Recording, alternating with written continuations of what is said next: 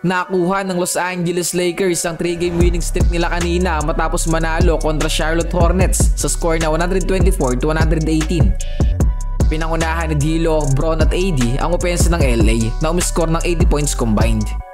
Sa ipinapakita ni Russell, mukhang ayaw niya talaga mapasama sa gagawing trade package ng LA.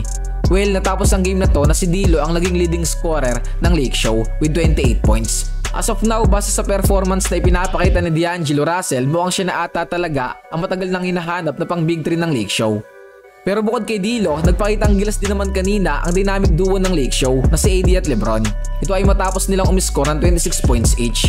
Speaking of Anthony Davis mga idol, alam nyo ba na sa laban din na yon nakapagtala siya ng panibagong triple-double sa kanyang NBA career? Ito ay matapos niyang umiscore ng 26 points with 11 assists at 15 rebounds. Samahan mo pa yan ng 3 blocks.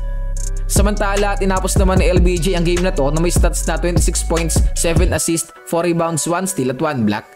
Grabe si LBJ kanina mga idol no, dahil sa mga highlights na pinakita niya talaga nag-ala showtime sa mismong home court ng Charlotte Hornets. Natapos naman ni Christian Wood ang laban na to na nakapagtala ng 11 points at 6 rebounds coming off the bench. Sa kabilang banda, hindi naman naging sapat ang 74 points combined ni Miles Bridges, Brandon Miller para buhatin ng Hornets sa pagkapanalo. Kanina nga pala mga idol, ang gaganda na naging highlights ng Lake Show, lalo na yung mga slam dunks ni LBJ sa bandang second quarter. Pero alam ko na panood nyo na yon, kaya ito, meron akong ipapakita sa inyo na bago. Isa tong uri ng deja vu na kung saan nangyari noong October 27, 2020. Sa play na to, nabigyan ni LeBron ng isang magandang lob pass si AD na naging dahilan para makakuha sila ng easy basket. Ang kalaban nila dito ay ang kupunan ng Charlotte Hornets at si PJ Washington ang bumabantay kay Anthony Davis. Sa pamamagitan ng spin move na iwan dito na AD yung primary defender niya, and then without hesitation, LeBron quickly pass the ball to AD. Anthony Davis throws it down.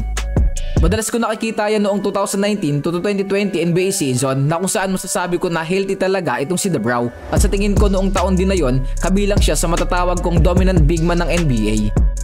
Ngayong February 6, 2024 na ulit-ulit ang senaryo na to, at ang malupit pa dyan mga idol, nangyari ulit to sa mismong laban nila kontra Hornets na kung saan si PJ Washington Jr. pa rin ang bumabantay kay Anthony Davis.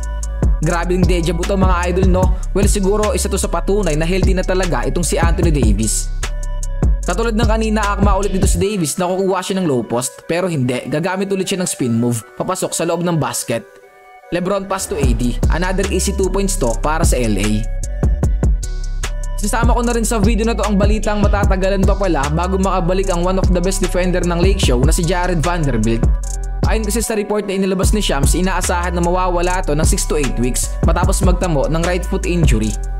Get well soon Vando, sana maging mabilis ang recovery mo. Para sa mga nagtatanong sa akin about sa trade deadline, katulad ng dati mga idol, puro rumors pa rin po, kaya wala akong maibalita sa inyo.